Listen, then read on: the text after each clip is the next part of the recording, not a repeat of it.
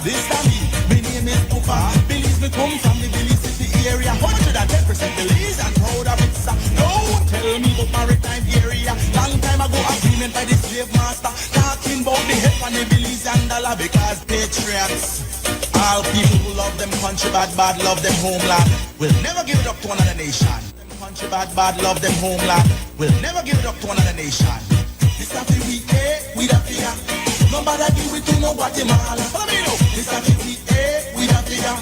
Nobody give it to no Guatemala. This time me name is Ufa.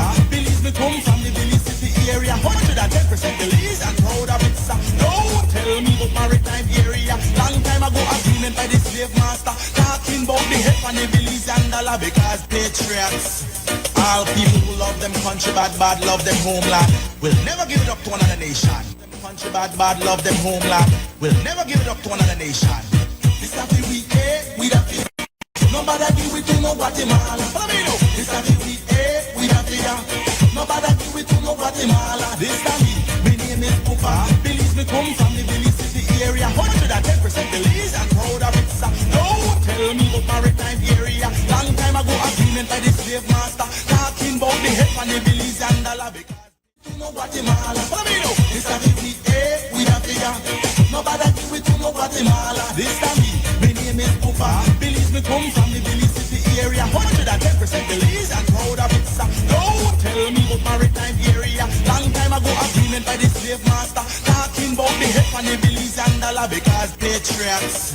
All people who love them country bad, bad love them homeland. Will never give it up to another nation. Them country bad, bad love them homeland. Will never give it up to another nation. This a we the fear. Nobody give it to no Guatemala. Follow me now. This a we the fear. Nobody give it to no Guatemala. This time me name is Ufa. Belize me come from the Belize City area. 110% Belize and proud of it, sir. Don't tell me about maritime area. Long time ago agreement by the slave master. Talking about the head on the Belize and dollar because patriots. All people who love them country bad, bad love them homeland. Will never give it up to another nation. Them country bad, bad love them homeland. Will never give it up to another nation. This a we the fear. Nobody give it to no Guatemala. Follow me now. This a we the fear. Nobody give it to no Guatemala. This time me name is Ufa. Belize me come from the Belize City area. 110% Belize and proud of it, sir. Don't tell me about maritime area. Long time ago agreement by the slave master. Talking about the head on the Belize and dollar because patriots. All people who love them country bad, bad love them homeland. Will never give it up to another nation. Them country bad, bad love them homeland. Will never give it up to another nation. This a we. The Sunday Review for this morning, Sunday, August 2nd, 2026.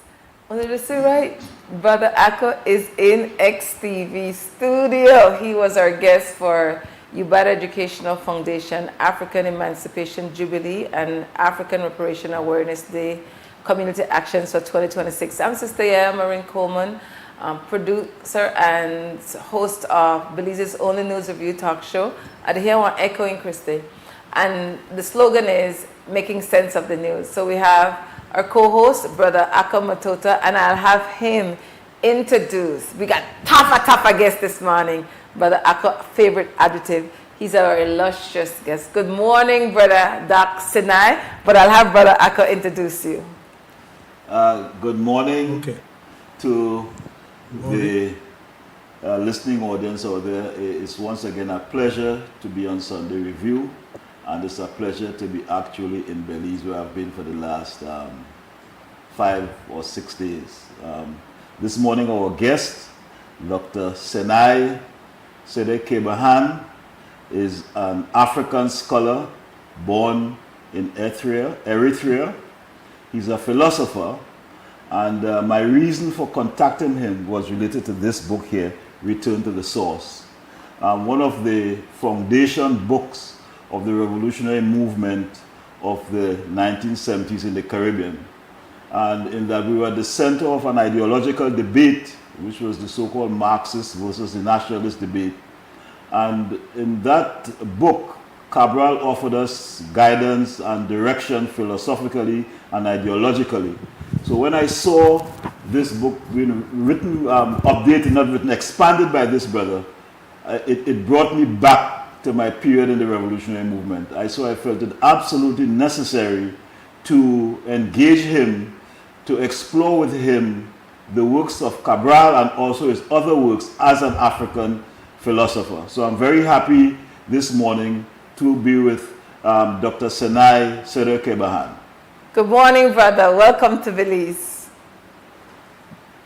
Thank you very much, and thank you for that very generous introduction. And I'm more than happy to discuss Cabral, and you're right, Cabral is very, not only in terms of the Caribbean, but in terms of people of color, the idea of revolution as he conceptualizes it is extremely, it's to the point. In other words, he does not just generalize, but he works out of the context of the lives of the colonized. So I'm happy to share with you my thoughts on his writings. Can you share a little bit about yourself? How is it that you became the philosopher, the African philosopher that we now know you to be? So whatever you're comfortable with sharing with us, viewers, listeners, streamers, we'd like to know a little bit about you. Okay, I am originally from Eritrea, as was mentioned, and I came here to go to school in the 1970s, early 70s. And for the longest time, Belize, I think, gained independence in 81, right? Yes. Whereas Eritrea gained independence in 91. And from 1961 to 1991, there was a war of liberation in Eritrea. And it affected everybody, every Eritrean all over, whether you're, immigrant or whether you are in the country, participated at some level. And so as a student, that directed what I was concerned with, what moved me. And it was in that context that I came to know about Cabral, Fanon, Césaire, and other revolutionary thinkers of the time. And so, I did my work in philosophy, and the title of my dissertation was the possibility of African freedom. Philosophical exploration of the possibility of African freedom. And that's basically, I don't know what else to add. I think one of the things that I learned about you that I said, he would be the type of professor that I would have great appreciation for. For the stint that I did, I found that a number of professors were trained in a particular area of interest. They were piss poor educators. They just did not have the skills to make the essence of the knowledge come alive in a way that I felt I could use that knowledge. Little did I know at the time as I did liberation work. And I thought that was distinctly different about you. So before I let Brother Akka do most of the talking, how is it that you're able to engage your students? And philosophy sounds very theoretical. How do you make African philosophy come alive for your students, for them to use it in their everyday lives? Well, see, African philosophy, okay, maybe I should say something about that. For the longest time in philosophy, there was a belief that Africans didn't have a philosophy or were not capable of philosophizing. And in fact, one of the first books, that came out was by a Belgian missionary by the name of Placide Tempels, entitled Bantu Philosophy. And what was interesting about that book was that basically said, we made a mistake thinking that Africans don't have a philosophy. And he went on to write a book documenting what he called Bantu philosophy, or the philosophy of the Bantu. And what he did was he documented the worldviews of people of Bantu extraction in Africa. Mm-hmm. Now, that caused a reaction from a lot of Africans that were missionary educated, Western educated, some of them philosophers.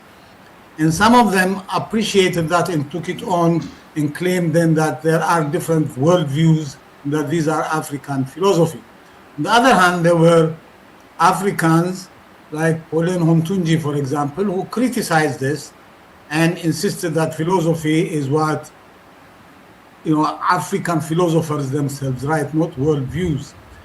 And when all this was happening, I was still a student, right? And towards the end, I graduated, I secured my PhD in 1988. But around that time, I came upon a book by a Nigerian philosopher by the name of Okere, Theophilus Okere, entitled something on African philosophy, the historical-hermeneutical condition of its possibility.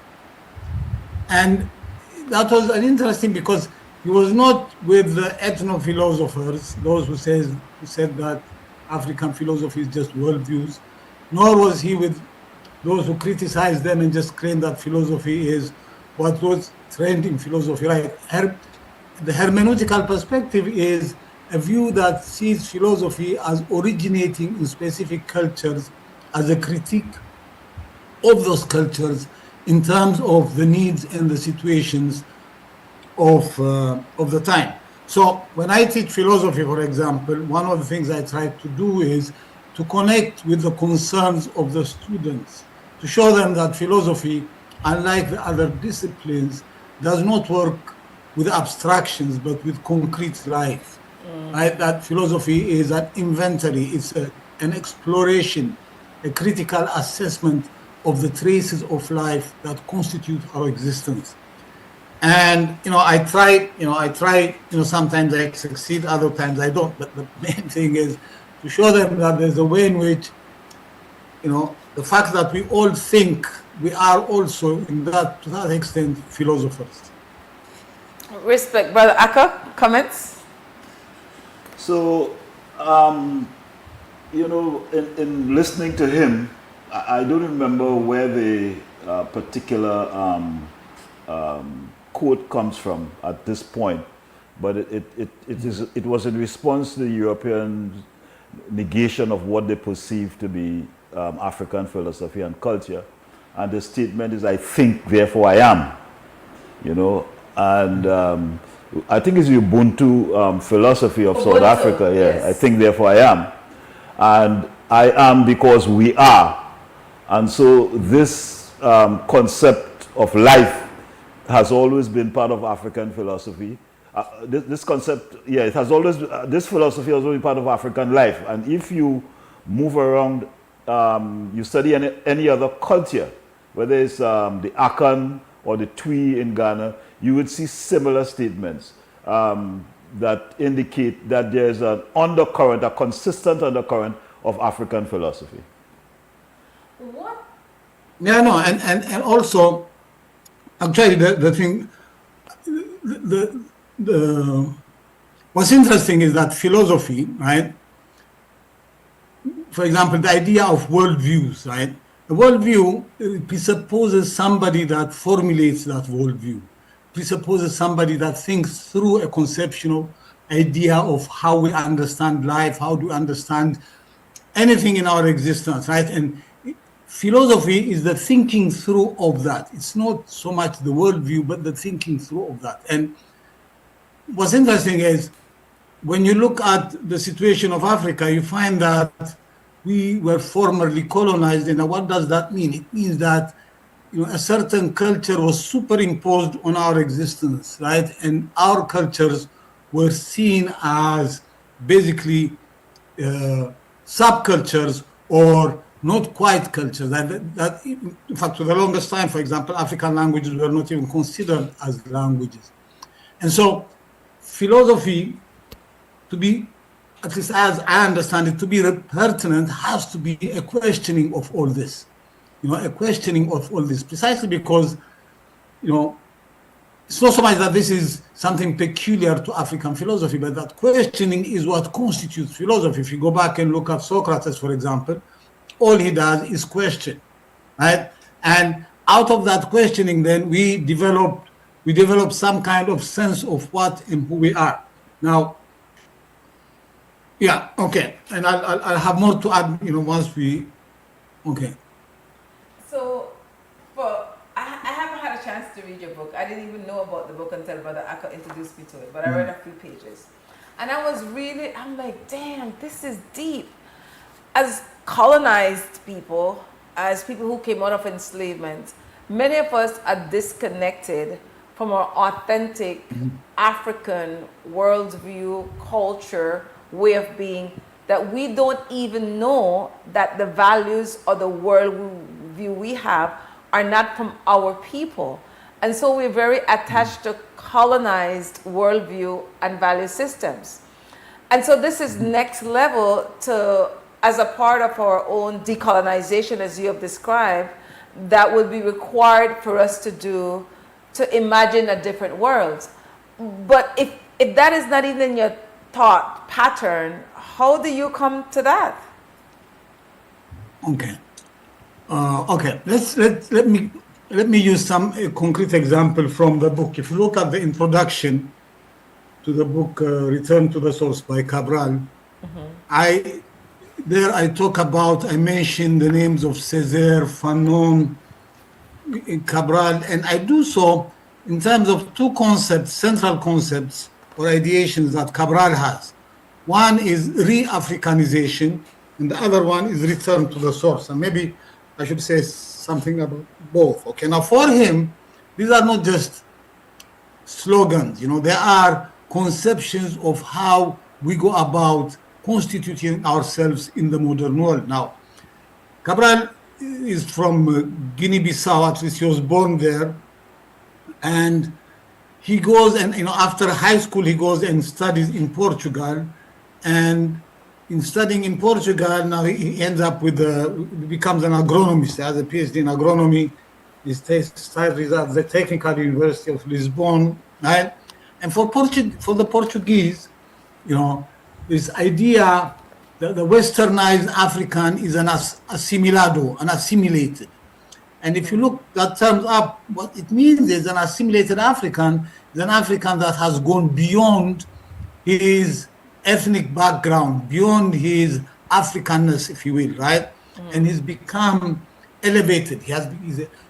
Or the French say evolved, improved, right? So when he was studying in Lisbon, in Portugal, Cabral, along with other students from Angola and Mozambique, the former colonies of Portugal, and there was student movement, and there they come to realize this and affirm their Africanness, right? Now this is the late 50s, and that's also when things are fermenting in the colonized world, right?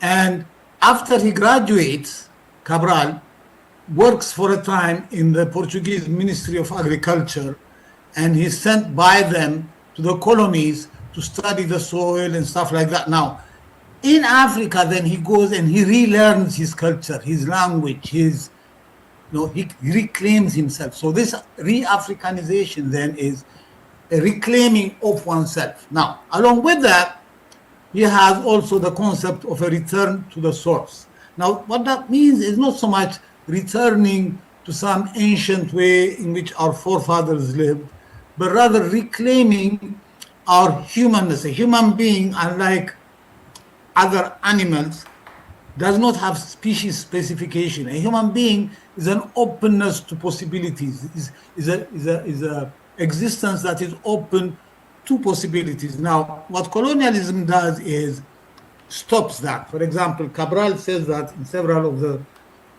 things collected in the book I put together, he says, when colonialism came, it took us out of our history and put us into some other history. And so the end of colonialism cannot just be the expelling of the foreigner. It has to be a process of reclaiming ourselves. Now, how does that happen? It happens in the very process of struggle. In other words, there's a way in which what we've been denied, we reclaim it in the very process in which we reclaim our countries, right? But and so that becomes you're right, there's something complex and complicated about it, because it's not something that is done once and for all. Because what is reclaimed is our generic human identity, that which makes us human, the capacity to invent, the capacity to exist on our own terms, right? And there's a way in which we have to be able to relearn that, right? Now, okay, I have some more to add, but does that make some sense? Yes, Yes, yes, it does, because that was the conflict. Let me add just one little thing to it. If you look at, for example, the experience of African Americans in the USA, right? African Americans were enslaved and denied their culture, their language. Basically, they came here and they were naked of anything. They didn't have anything, right? And in and through the struggle against slavery, Jim Crow, segregation, and all that, they've recreated themselves, right? So today, we have an African-American cuisine, culture, way of life, a language, a way of understanding things, okay? And they did this in the process of confronting the enslaver, in the process of confronting Jim Crow. And so the very process of struggle is also a process of reclaiming or recreating ourselves. Okay. So I wanted to make one other point. It's a point C.L.R. James debunked when he said that we didn't have anything. He said we had ourselves. That was the famous statement he made. He said we had ourselves, we came with ourselves. But I wanted to return to what you said in terms of reclaiming the identity and or human identity as Africans. And that was the conflict, the ideological conflict that existed in the 1970s and to some extent in the 1980s, in which and I was part of an organization that advocated for the reclamation of our cultural identity. We encouraged people to research, to change their names and name their children and so on and so forth. And there was this ideological conflict between the so-called Marxists, and they labeled anyone who attempted to center a concept of African philosophy and reclamation as black nationalists, which was a negative term in terms of what we may call the revolutionary process according to these people. So I wanted to hear your take on that whole thing, if you were ever part of that debate, or if you understood what was taking place during that time. Okay, in fact, I have a book I did in 2007, I think, entitled Contested Memory, The Icons of the Occidental Tradition. And in that book, I look at the work of Immanuel Kant, Hegel, and Marx. And the way I look at their work is in terms of the idea of Eurocentrism, right? That all these great thinkers, and they were great thinkers, products of the European Enlightenment, and yet they think of history as basically European history and all other history as something that leads up to European history, right? So there's one history and everybody else is to be homogenized in that. Now, in terms of what you said about the Marxist idea, see, Marx, and I it's sad, but Marx supported colonialism. For example, he supported British colonialism. And the reason he supported it was because for him, it was a way of bringing into history and culture these non-European peoples. So he says, for example, of British colonialism in India, he says, they've destroyed and done many bad things, but that's not the point. What matters is in terms of the destiny of humanity, as if humanity has a destiny, right? And so the Europeans colonize, and in colonizing, they create the context whereby we all enter one history. And then this is, properly speaking, human history. We are saved from being savages, basically, right? Now, you see, this is what, when they say African nationalism, this is what they want to say, is that what matters is the class struggle, what matters, true enough. But what matters also is that we all have our own particular histories, and colonialism takes us out of that history. What we need to do first and foremost is to reclaim that history, right?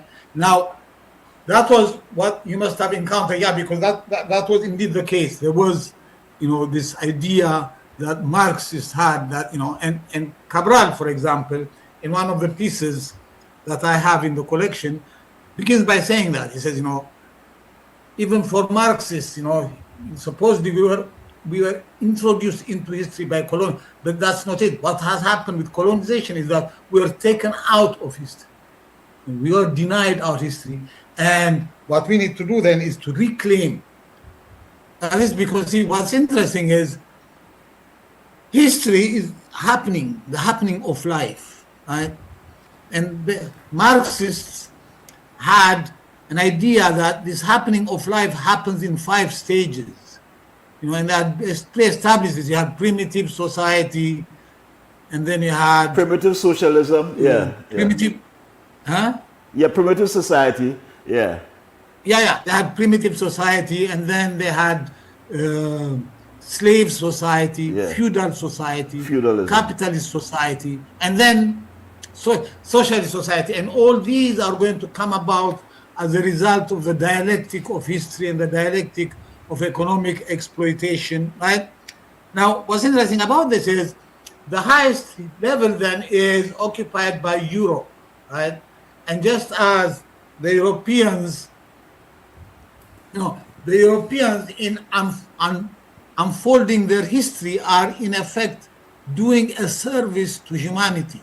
So there's a way in which when you're colonized, they've done you a service.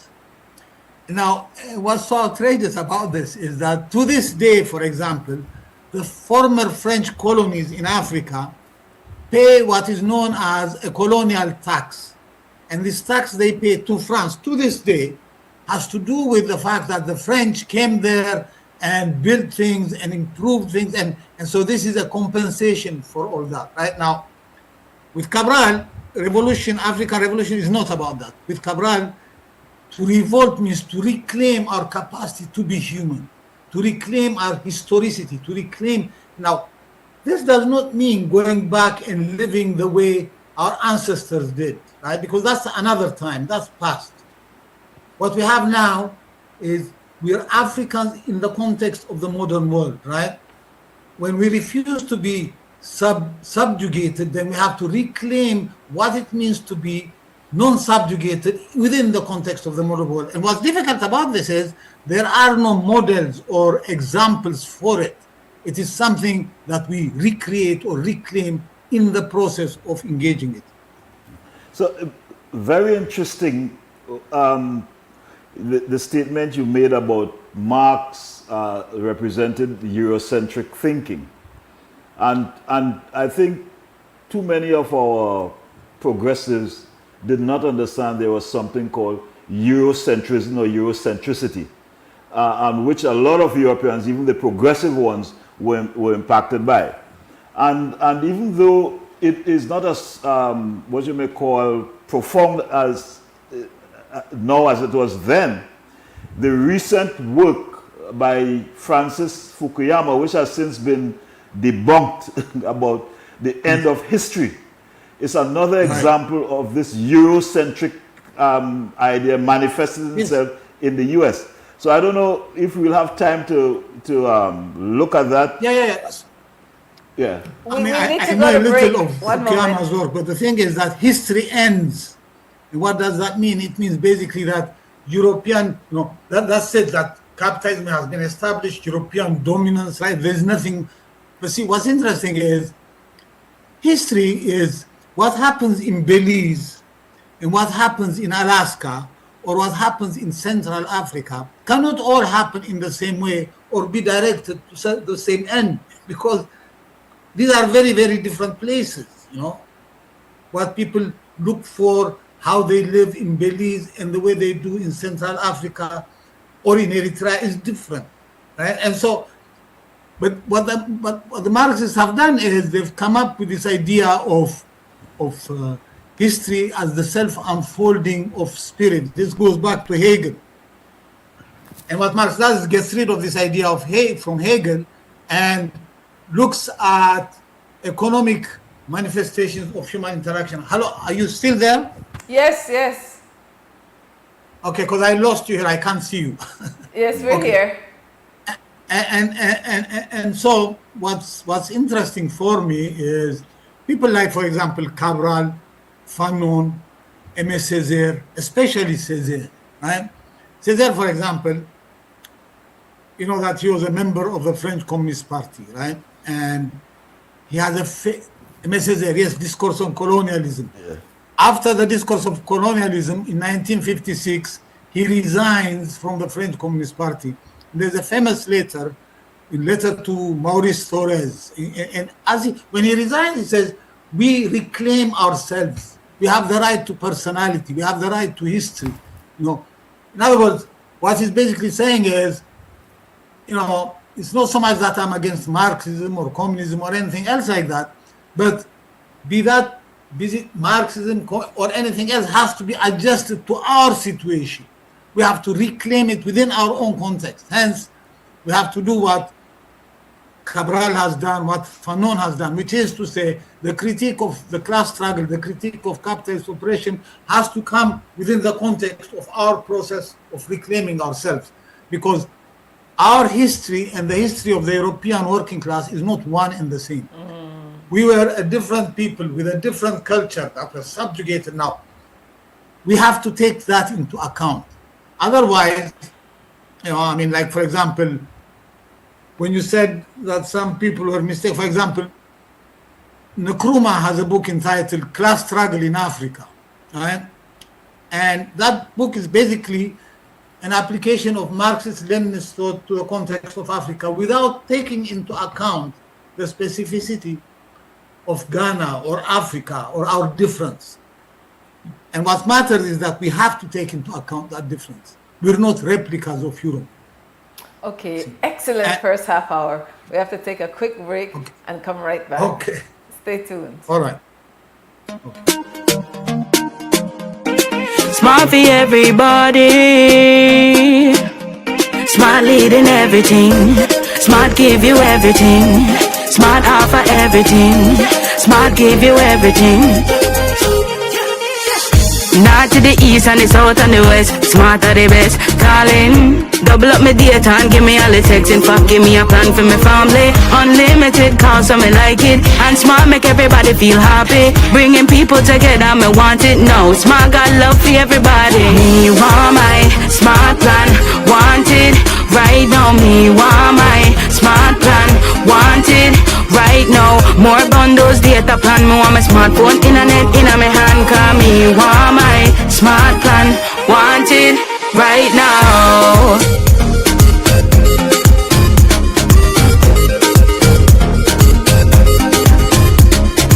Smart. Stay connected. Stay happy.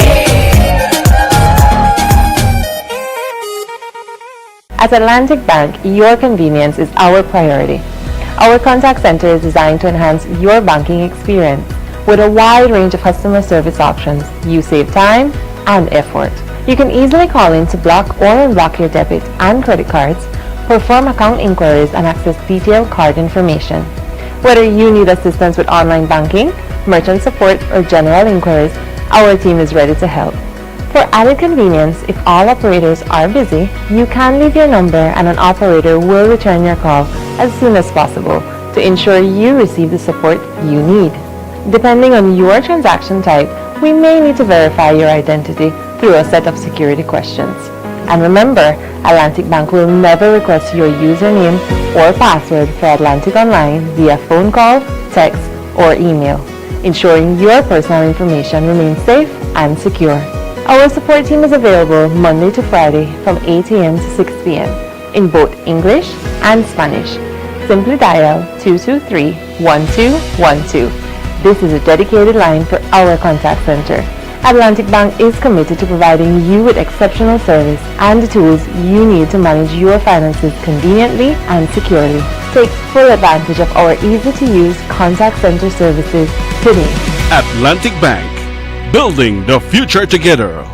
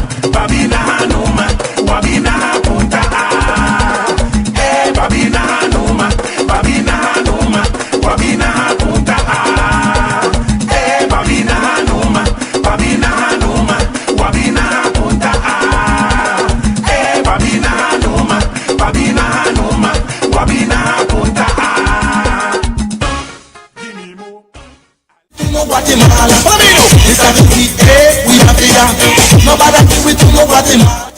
Follow me now. This a we we da fear. Nobody do it to no Guatemala. This a me name is Pupa. Belize me come from the Belize City area. 110% Belize and proud of it. Don't tell me about maritime area. Long time ago agreement by the slave master. Talking about the head on the Belize and dollar because patriots. All people who love them country bad love them homeland. Will never give it up to another nation.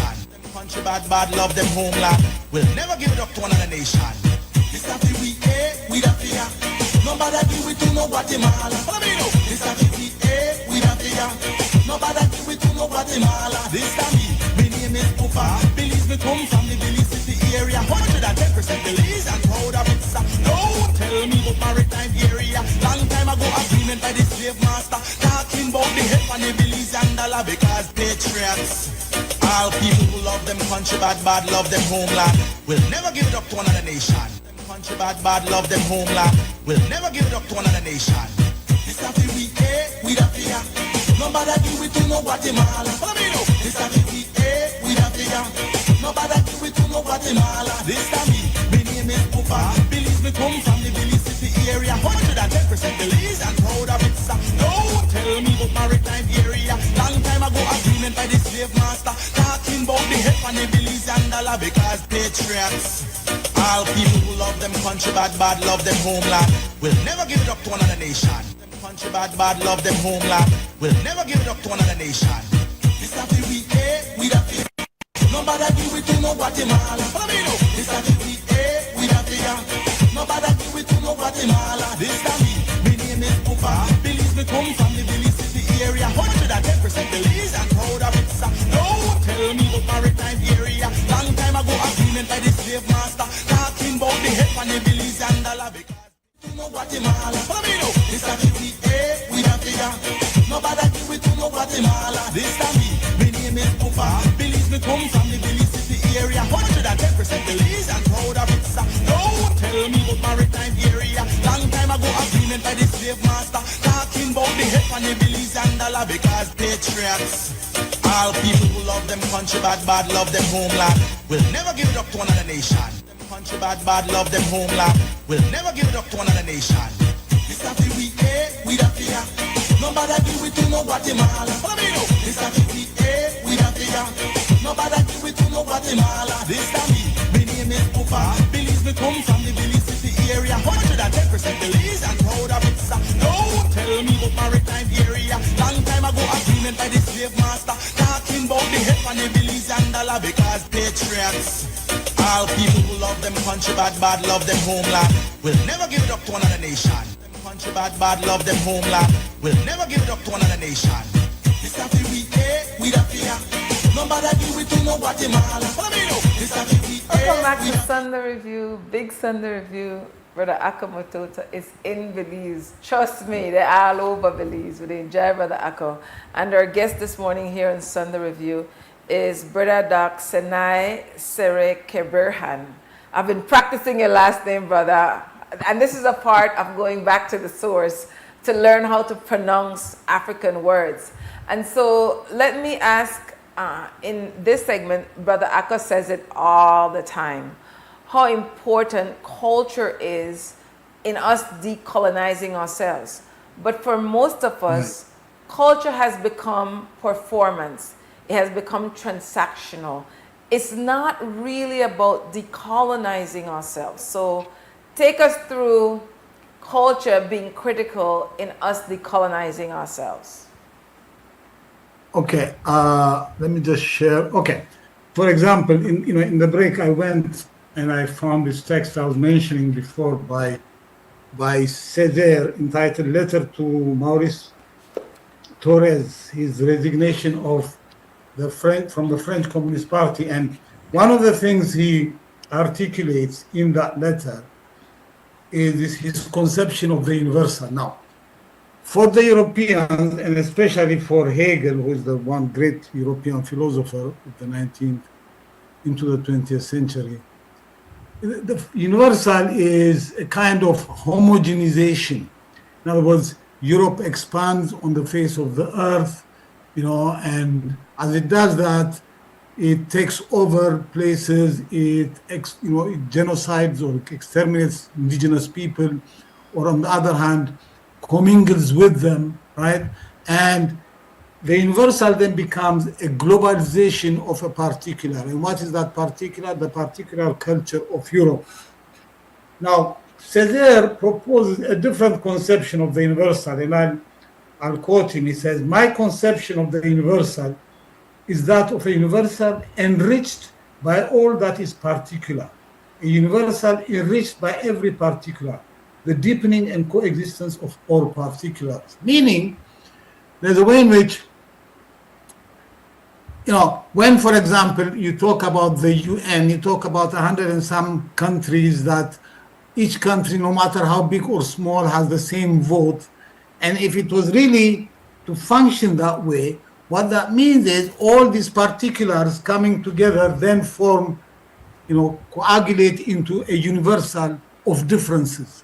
Whereas the European universal that colonialism brought about was a universal whereby languages, peoples are made extinct, and Europe is superimposed. For example, in the Americas, the native indigenous peoples and their languages and their culture have been made extinct, and on top of that, then Portuguese and Spanish or English has been superimposed, right? And so the idea of decolonization has to include not only the expulsion of the colonizer, but also the purging of ourselves, the cleansing of ourselves, the reclaiming, And what's difficult about that is that, as I said, there are no models because, the traditions were destroyed.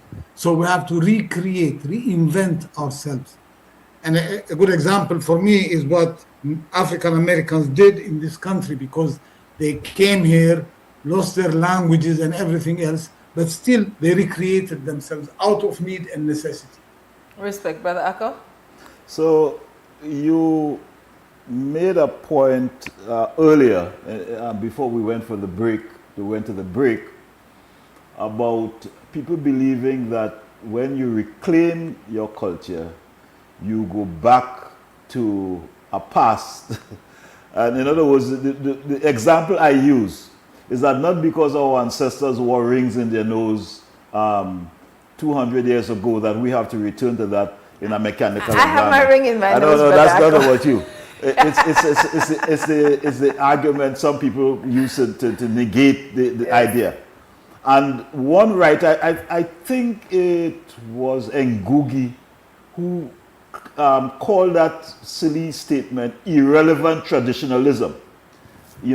And so there is tradition and there is irrelevant traditionalism. So I don't know if you want to expound on this idea of irrelevant traditionalism. I mean, I also have written on that in my book on hermeneutics, but let me just share something with you. There's a way in which the present is always something that comes out of our past. And it comes out of our past in terms of the concerns that we have, in projecting ourselves forward. Meaning, there's a way in which we engage in the present, we engage with problems to do with, what we're going to do with the future to come, right? Now, what I mean by that is the following. We come into this world in the literal sense, if you look at how we were brought into we're thrown into the world by our mothers, and we're thrown into the world. And once thrown, we always project ourselves forward. We project ourselves. Now, in projecting ourselves, the resources that we have is all that we have been. Now, when we first come into the world, there is a child who comes into the world, comes into a specific culture, a specific family, a specific language. And to grow up means to take in that language, that culture, that sense of being, right? But at a certain point, as he's growing up, then this sense of being that he's appropriated, he has to critically sieve it. He has to make himself. He cannot just be mama's boy or baba's boy, He has to make himself means then to critically engage this inheritance of his. Likewise, with cultures, we have a past on which we always fall back. Now, when falling back on that past, however, there are aspects of our past that are uninteresting. the most uninteresting, for example, in this example I always like to use, in Africa is the example of female genital mutilation and circumcision, right? There are cultures like that, aspects of our that are not interesting, are not, they should be suppressed, done away with. On the other hand, there are other aspects of our culture. For example, the fact that in Africa, before the colonizers, many societies had village democracies, democracies of elders, whereby people sat around, discussed, and sorted out their problems. And so what we need to do in the present, because in the present is the moment in which we engage our problems, our concerns, our issues of life. In doing that, we fall back on our resources. And then there are resources that we need to get rid of. There's a past that we need to suppress or forget about, right? But the concerns of the present then become the sieve through which the resources of the past are selected or examined or appropriated, okay?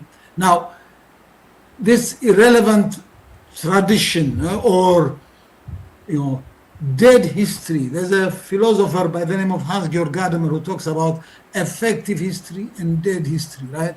And if any one of us looks at one's own history, personal history, you find that there are many elements in your life, past experiences that you don't want to even remember, and others that keep on going and push you forward, right?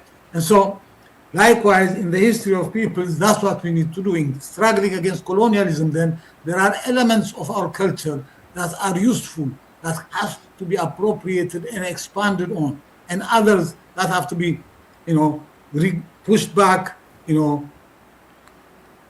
gotten rid of, because you have to notice that colonialism did not only come to colonize us, there were people within our societies that were also amenable to the colonial experience. There is an old saying, as it says, when the axe came into the forest, the trees said, the handle is one of our own, meaning we have to be able to locate from within our societies what we need to get rid of, go beyond, transform. So, Brother Akko uses that quote regularly to describe Barack Obama.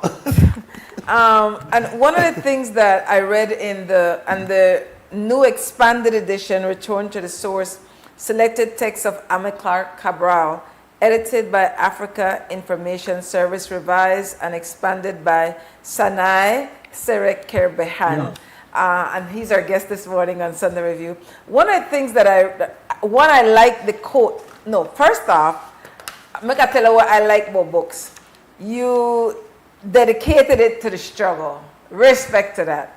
2, it had maps and it had pictures. That's a plus for me. And then you started off introduction to the second edition with a quote from our African ancestor, Patrice Lumumba, from Lumumba's last letter to his wife. And I read, yes. Independence has been turned into a cage with people looking at us from outside the bars, sometimes with charitable compassion, sometimes with glee and delight. I got cold, see what I read that. And then I like this other line that I just thought it was so, and it was Cabral who actually said it. As Cabral puts it, quote, we want independence to make possible a life in which we are not exploited by foreigners, but also not by Africans. And that is so applicable for the Caribbean, Brother Akko and Brother Tsenay. We don't have European people, foreigners exploiting us, but you have people from our bloodline, our families, our communities who are exploiting us. And I just thought, look how relevant what he said so many decades ago still is in 2026. Let me get your 2 cents on that, Brother Tsenay. Yes, for example, you cited Lumumba. Patrice Lumumba was the first prime minister of the Democratic Republic of the Congo. And his only concern was Africa for Africans, Congo for the Congolese, right? And this was not pleasing to his former colonizers and those, in the West, basically the Western powers. And so they had him killed, in an atrocious manner. And this was done by Africans, by Mobutu Sese Seko and others, right? So all things African are not sacred.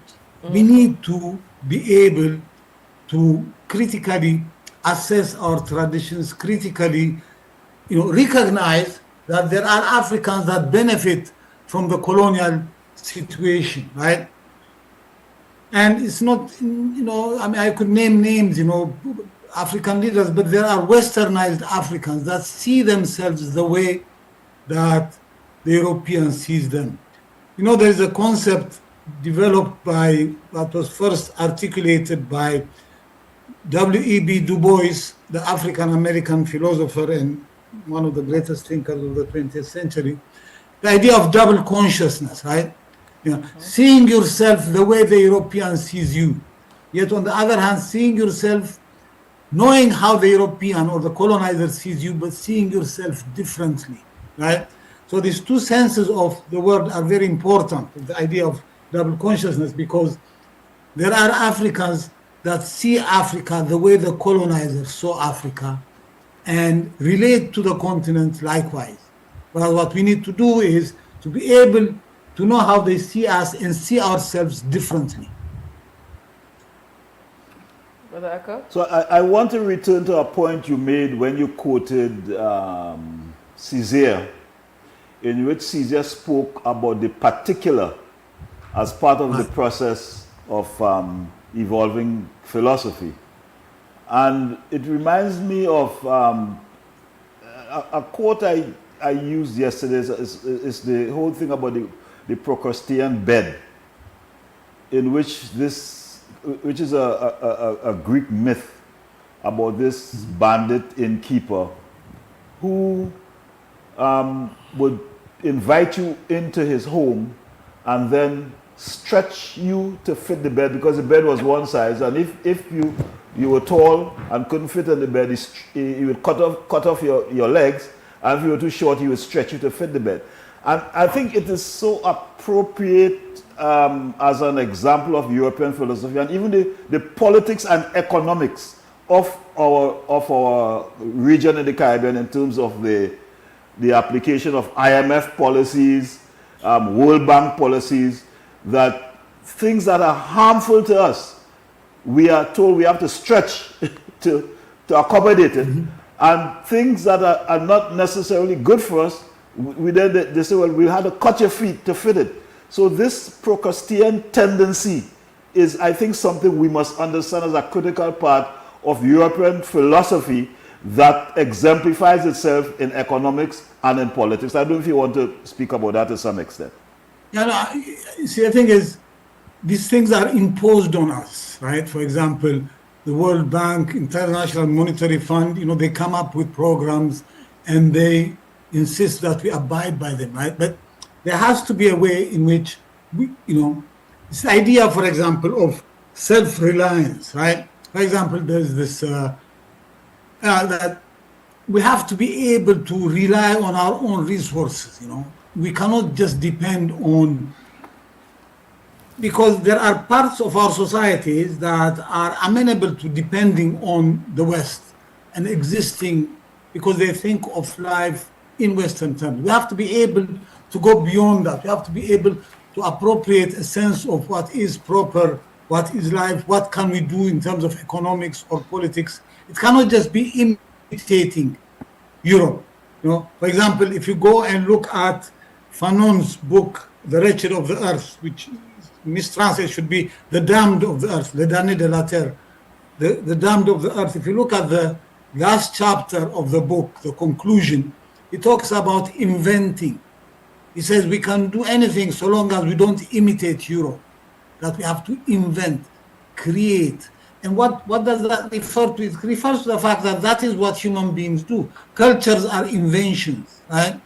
They're not something that Static. we just inherit. We invent and we create. Yeah. And so long as we're not able to do that, then what we do is we replicate Europe among ourselves. We replicate Europe the way it has been imposed on us. The very idea of development, for example, I don't find interesting, because what has happened is Africa has to reclaim itself.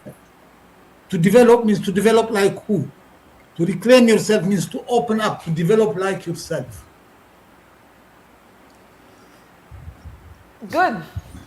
Brother Akka, final thoughts to the section. I wanted to debate, but I don't think we'll have enough time. But I will, before the break.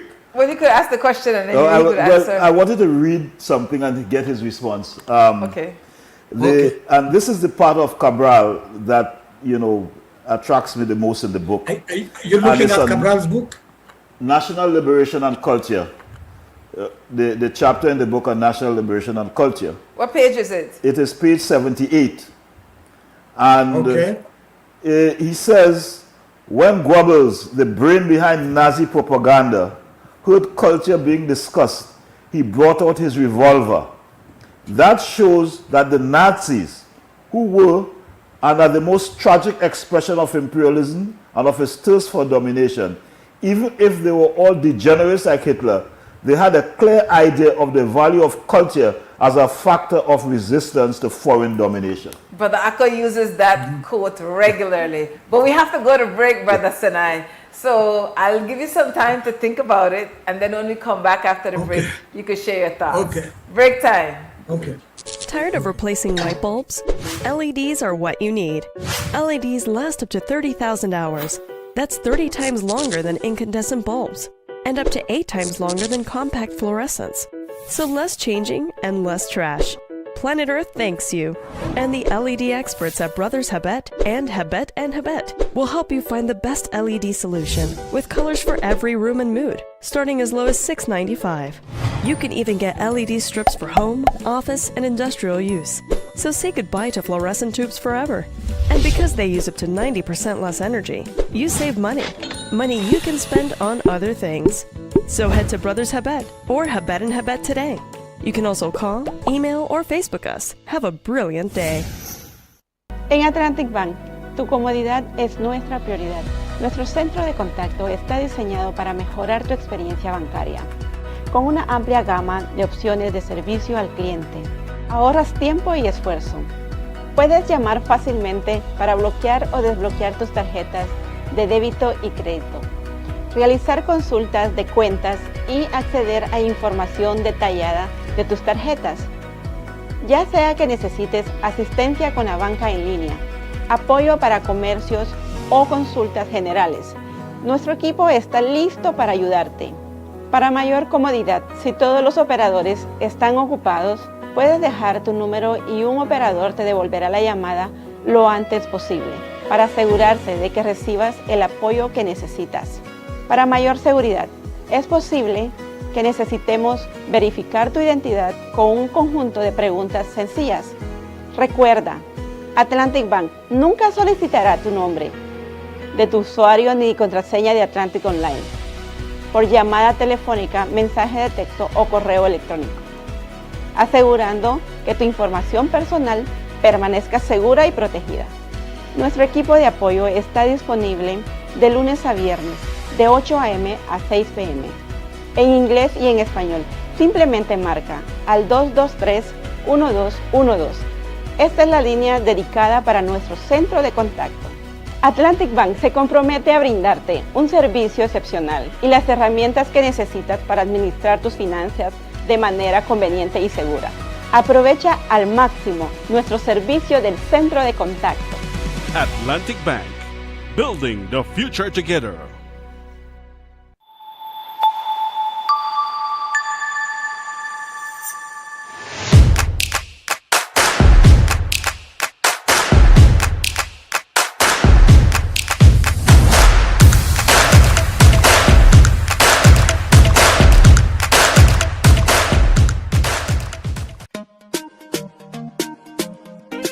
Smart for everybody. Smart leading everything. Smart give you everything. Smart offer everything. Smart give you everything. North to the east and the south and the west. Smart are the best. Calling. Double up my data and give me all the text. In fact, give me a plan for my family. Unlimited calls, so me like it. And Smart make everybody feel happy. Bringing people together, me want it now. Smart got love for everybody. Me want my Smart plan. Want it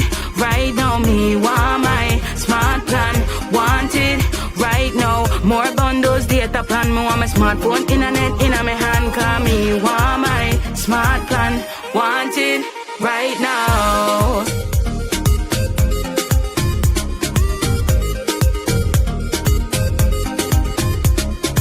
Smart. Stay connected. Stay happy. Need a fresh new kitchen, flip that switch ignition. GE appliances shine. Every knob, every line, all aligning. Turn the shower on. Feel gold, colder in the chrome. So bold from the tiles to the tiny screws. We've got the wow you choose. All in one place. Design Depot. Everything you need for the life you want. Let's go. From the floor to the paint to the patio glow. Build it up, light it up. Watch your dream home grow. All in one place. All in one place. All in one place. All in one place. All in one place. Design Depot, all in one place. Nando's Wholesale is your market leader in Belize's wholesale industry when it comes to high-quality products at the most reasonable and competitive prices. With over 40 years in the wholesale business, Nando's Wholesale embraces the partnership of the hotel industry in Belize by providing world-renowned brands in wines, seasonings, condiments, and cleaners in industrial sizes, as well as small and large kitchen appliances and equipment. Nando's also takes pride in providing one of the quietest and most durable air conditioning systems in Belize with technical support and spare parts. Nando's Wholesale. Professional, reliable, effective, and prompt. Nando's Wholesale always delivers. Visit us at www.nandos.bz or send an email to nandos@nandos.bz. Or, even better yet, give us a call today at 222-500 or 280-8080 to speak to one of our sales representatives today. This is the general. Just coming again. Yeah, yeah. Just yo, yo. Hey. Take it low, take it low, take it low, take it low, take it low, take it low, take it low, take it low, take it low, take it low, take it low, take it low, take it low, take it low, take it low, take it low. Then you wine right there, take your time right there. You do it fine right there. You blow my mind right there. Take it low, take it low, take it low, take it low, take it low, take it low, take it low, take it low, take it low, take it low, take it low, take it low, take it low, take it low, take it low, take it low. Eh, babina hanuma, babina hanuma, wabina punta ah. Eh, babina hanuma, babina hanuma, wabina punta ah. Eh, babina hanuma, babina hanuma, wabina punta ah. Eh, babina hanuma, babina hanuma, wabina punta ah. To no Guatemala, nobody do it to no Guatemala. This time me name is Pupa. Belize me come from the Belize City area. 110% Belize and proud of it. Don't tell me about maritime area. Long time ago agreement by the slave master. Talking about the head on the Belize and dollar because patriots. All people who love them country bad love them homeland. Will never give it up to another nation. Country bad love them homeland. Will never give it up to another nation. This time we we the nobody do it to no Guatemala. Follow me now. This time we the nobody do it to no Guatemala. This time me name is Pupa. Belize me come from the Belize City area. 110% Belize and proud of it. Don't tell me about maritime area. For this morning, Sunday, August 2nd, the day after British colonies or enslaved African ancestors and ancestors had full legal emancipation from chattel enslavement from the British enslavers and colonizers, August 1st, 1838. No, I had asked Brother Akko, we've been on the run since he came in the country on Monday. I said, today is a day we can relax and go to Key. He said, oh no. So the day after African Emancipation Day, I know exactly the guest that I want, and we're going in studio. So Brother Akko insisted. Before we went to break, Brother I could ask Brother Tsenay a question as it relates to the gun on the table when they brought culture in the conversation. I want to read it again, so read for the audience, right? So, and I'll just add one more part. So, this is the chapter on national liberation and culture, and it begins when Goebbels, the brain behind Nazi propaganda, heard culture being discussed. He brought out his revolver. That shows that the Nazis, who were and are the most tragic expression of imperialism and of its thirst for domination, even if they were all degenerates like Hitler, had a clear idea of the value of culture as a factor of resistance to foreign domination. So, and Cabral goes on to state in the same chapter, in fact, to take up arms to dominate a people is above all to take up arms to destroy or at least to neutralize, to paralyze its cultural life. And that would be the response to that particular sector of the book. You see, he used the example of Hitler, right? But see, the thing is, culture, when a people revolts against its colonizer, right, much of what it does is ad hoc. It does things that will allow it to survive, right? For example, you have a liberation front or a liberation movement in the jungle, in the mountains, right? And it has to do things, you know, so as it can, so that to survive. And culture is the creativity that comes out of need, right? And so there's a way in which the colonized is revolting, you know. On the one hand, they're rejecting the presence of the foreigner, but simultaneously they have to reclaim their own culture, right, in the context of the present. Now, what's interesting, for example, since you referred to the text, let me also do the same. If you look at page 126 in the piece entitled Identity and Dignity in the Context of the National Liberation Struggle, you find on page 126, in the second paragraph, a phrase, frustration complex, a feeling of bitterness or a frustration complex. Do you see that? Yeah. Hello? Yeah. Yes, yes.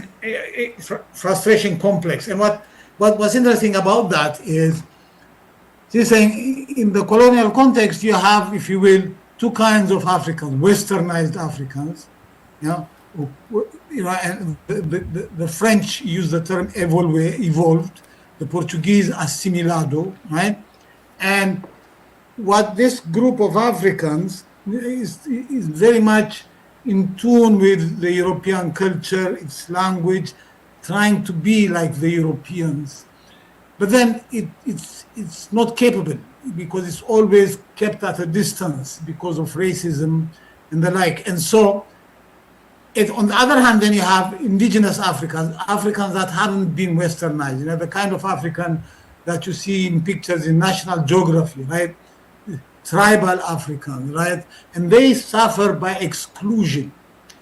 And what Fanon is trying to say is the westernized Africans, and one can say, that he speaks from his own lived experience, westernized Africans, try to become like the Westerners, are not able to, they're not allowed, they're pushed back. And as a result of that, they experience a frustration complex, right? And yet on the other side, they see the vast majority, 90% of the population, which is not westernized, which is indigenous, lives in indigenous ways, right? And they see that, and they also notice that this part of the population, with what little it has, it struggles, right? And so out of this frustration complex, he says, the westernized turn to the indigenous African, right? And it is in a fusion of horizons, of coming together of these two, that the struggle for African freedom takes place. Now, what's interesting about this fusion of horizon is that on both sides, and he talks about it in this book, by the way, not just here, but there are other places where he talks about it in great detail. What happens in this fusion of horizon is that, on the one hand, the westernized critique the traditional, and the traditional also critique the westernized. So both sides critically fuse together, come together, right? Now, this then would be the creation of something new. What is this something new? Well, until recently, it was the struggle for African liberation, right? The movements. At one time, there was something like 15 to 17 liberation movements in different parts of Africa, right? And they established themselves out of this. Now, this is creativity. This is the reinstitution of culture, right? People that have been reduced, as Césaire puts it, to chosification, to things that have been thingified, right? Begin thinking for themselves, organizing, establishing a liberation army, committees, schools. For example, in this book, if you look, there are pictures of what they had in Guinea-Bissau in the days of the liberation movement, right? In the countryside, schools, doctors, medicine, right? All this then is a reclaiming of history, of our resources out of the needs of the present, okay? Which simultaneously also means a critiquing and a pushing back a certain inheritance that is not helpful in terms of the needs of our contemporary present. And also this, I'm using the example of the liberation movement because it's easier, but this ought to be the case also in Africa, in formerly colonized societies as a whole. We don't need to have a liberation struggle to do that. But the established governments, the societies, should try to fall back on their own resources and appropriate them, right? In other words, for example, in medicine, it's not only Western medicine.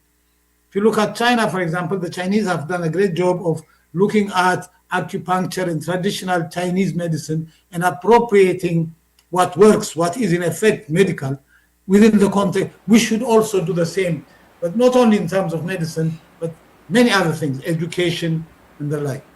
And I want to say that I want to support what you just said relative to the Caribbean, because what we have is a cultural penetration, not so much in Belize. I didn't see it a lot in Belize, but in the rest of the Caribbean, Jamaica and Trinidad, all these international fast food franchises, which are now displacing our indigenous and traditional foods in the English-speaking Caribbean, and which has certain kinds of consequences. So this question of culture and the resistance to these things is extremely important at this point in time. We are swamped with all of the fast food outlets in the Caribbean. I know it's not so bad in Belize, but I don't know if you want to comment on that. Yeah, I agree with you completely. Because we have to be able to appropriate our traditions in the context of the modern world. Not only food, but also education, medicine, and every other aspect of life, right? Because there's a way in which, for the West, it's just a question of capitalism, making money, so these franchises come in and, it's not only that they displace, but they also, the younger generation grows up without a sense of what we had in the past. So I couldn't agree with you more. So the other thing that I also see as a problem is the use of African Americans at times as agents of cultural imperialism in the Caribbean, which is something we are now seeing, and I don't know if you want to comment on that either. But yeah, and I don't quite know what to say, but I understand what you're saying. But African Americans are they're victimized people, And so I guess that's his comment to your observation as how African Americans are used. But one of the takeaways I have is that we need to look at ourselves and be honest with ourselves and hold people who look like us in political leadership accountable for betraying us.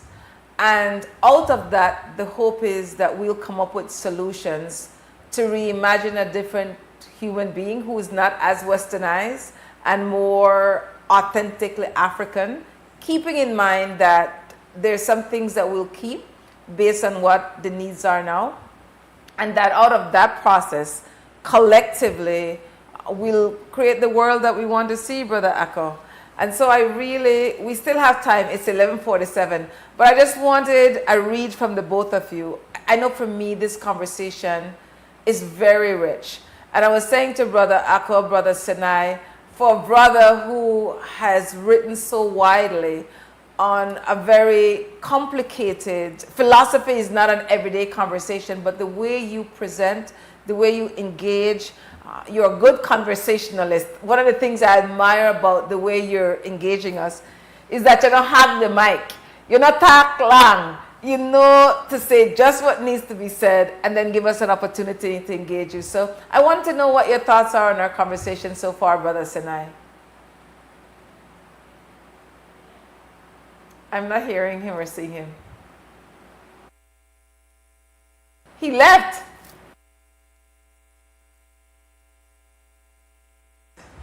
Why he left? I hope he didn't think the conversation had ended.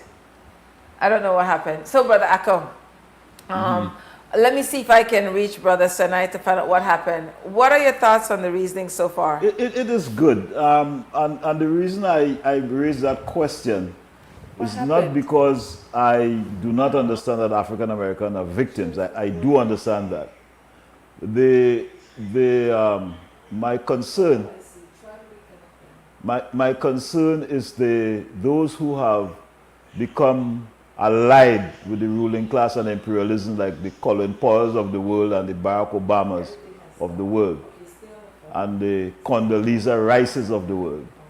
And because they achieve, at times we feel a sense of racial pride because they are people of African descent. And that element is a danger to us. Even some of the so-called popular artists, like some of these people like Jay-Z and what's this other one name from Haiti there? Yeah, so they play roles that are negative to our people's advancement. So that's the context in which I raised the issue. We're having some technical difficulties. His video is still on, but I'm not sure why we're not making connection, but I have him on the phone. And Brother Tsenay, I was asking you what your thoughts are on the conversation we've had so far. I don't know if you heard my comments before you went off on the Zoom. No, I'm enjoying myself, and I couldn't agree more with what was being said. In other words, the idea of culture and revolution, change, is not two things apart. Just as colonialism destroys culture, the struggle to reclaim ourselves is a creation of culture.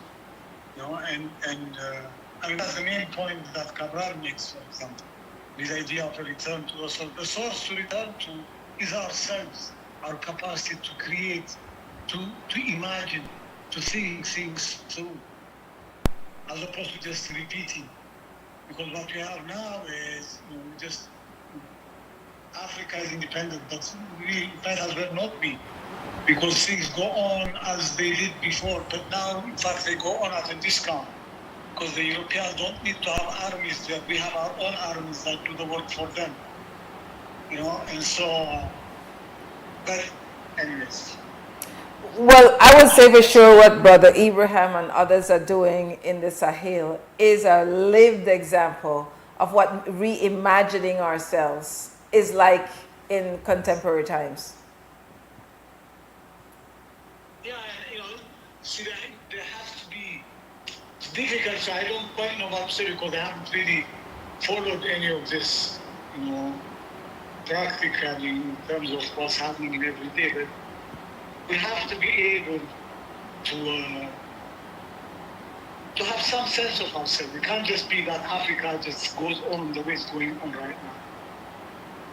And much of what's happening in the world, for example, the BRICS movement, China and Russia and all the rest, the idea that we need an alternative to Western domination, an alternative whereby the vast majority of the peoples of the world communicate and create a context whereby we can have some modicum of freedom, modicum of autonomy. Good, good. We're seeing you. We're actually seeing you on the video, and we can hear you through the phone. So we're working it out. Everything. I'm just letting you know we can see you on the camera. Brother Ako. I, on the other hand, can't see. I can't see. Just a blank. Okay. Okay, but we're seeing you clearly as you take a sip of whatever that pink drink is. Brother Ako, let me ask for your final thoughts, Brother Tsenay, before we have to close out the show this morning. Your final thoughts with us this morning. No, I'm honored and very pleased that you invited me on to the talk show, and I hope some of the things I said made some sense, that you enjoyed them, and that people listening also found them interesting.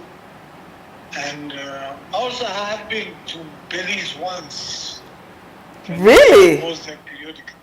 Yeah, I've been to Belize once, but I think I've been there once or twice, and I might even come back. And if I do, I'll call and I'll contact you because I like your country. I originate from a small country like that. That's on the same latitude, Eritrea, on the other side of Africa, and so. Well, I hope you get to visit Belize again sometime soon. And I know we really enjoyed this conversation. It was, again, I like the practicality of it and the connections that you made from the past of what we need to do individually and collectively to reimagine ourselves as a response to imperialism and colonization, that we have to return to the source. Final thoughts, Brother Ako? Very happy to have been engaged in this discussion with Brother Tsenay Serequeberhan.